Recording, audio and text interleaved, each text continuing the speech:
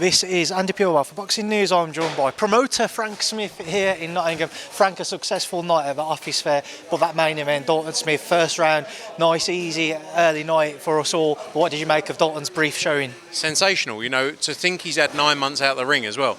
And Dalton Smith keeps delivering performances like that. When you think about the showreel knockouts he's had now, unbelievable.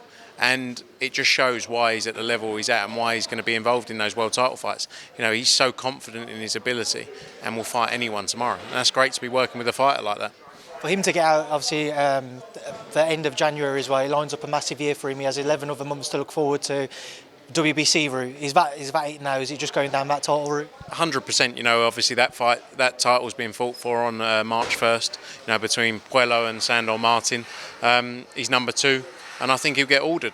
But the key has got to be activity, though. It can't just be waiting around for that. He's got to be active because he's had so long out the ring. He's had delays. So for me, I'd love to see him out April, May time. Back out in Sheffield. That's what I want to try and make happen. Big fights there for him as well. Alberto Puello or Sandor Martin, what fight would you prefer for Dalton? Either of them. I think he beats either of them. I think Dalton Smith is such a special fighter. We've said it for so long. Whoever it is, he'll face him and he'll stop him. I was going to ask, I saw Eddie's comments that he reached out recently to try and make the Ouizza fight again. Didn't go anywhere. What can you tell me?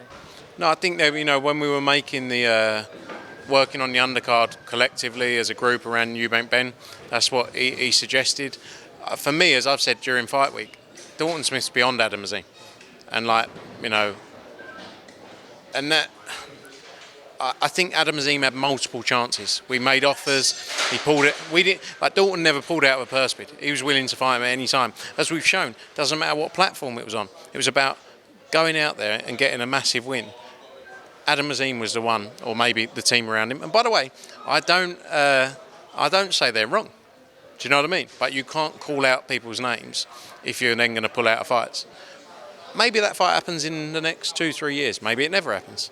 Lots of fights that have been spoken about over the years that never happen. But Dalton's on his own path. It's not about Ouizza now. It's about Dalton Smith, and he's going to fight for a world title. And good luck to Ouizza, but it's the Dalton Smith show. Just away from him, Conor Walker pulling him out in the 11th round by everybody who I saw had it. Harry Scarf well ahead, if not winning all rounds.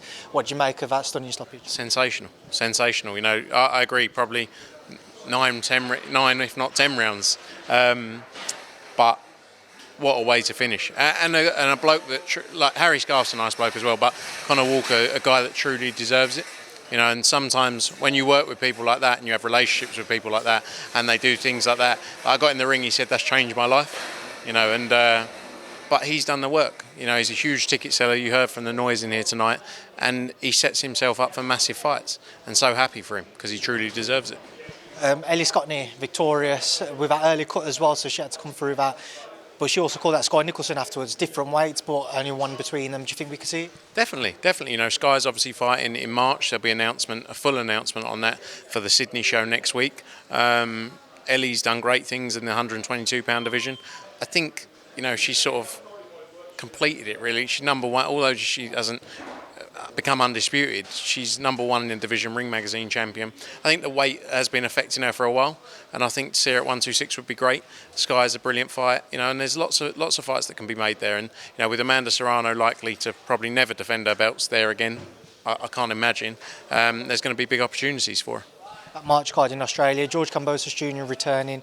What can you tell us about where things stand in terms of his opponent and who's going to come back? It's locked in. We'll announce it next week. It'll be good to see him back in the ring. He's a true star in Australia. When you think back to the nights he's had out there, not got the wins, but he's a big star and he's going to set himself up for big fights. But great fight there, Sky Nicholson on the card in a great fight, Shanika Johnson as well, and Tera Moana, who has been really lighting up the heavyweight division as a young prospect, and excited about going to Sydney, first time in Australia. Just at 140 with George, how do you manoeuvre him towards trying to become a world champion again? Obviously, you've got Dalton. I know that Devin's going to be looking to move up in division now from what's been reported. So where do you go now?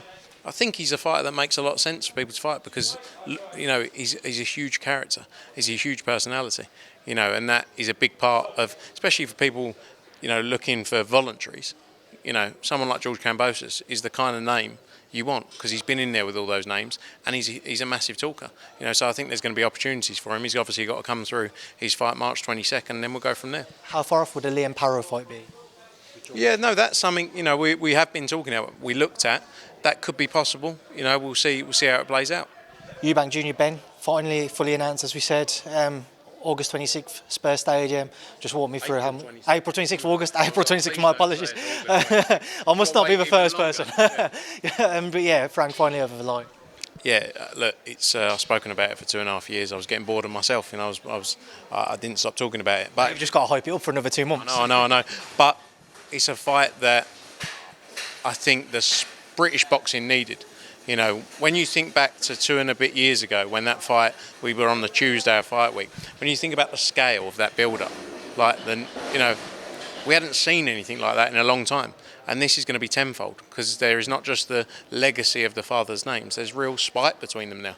There's more narrative, there's more storylines, so great fight, excited to see it, and I'm not going to be making any predictions. My job is to put on a great show, and beyond that, they're going to get in the ring and have a fight. Well, Frank, listen, I appreciate your time. Enjoy the rest of your night. Enjoy the Vegas show, and thanks for speaking to me in Boxing News. Cheers, mate. Good to see you.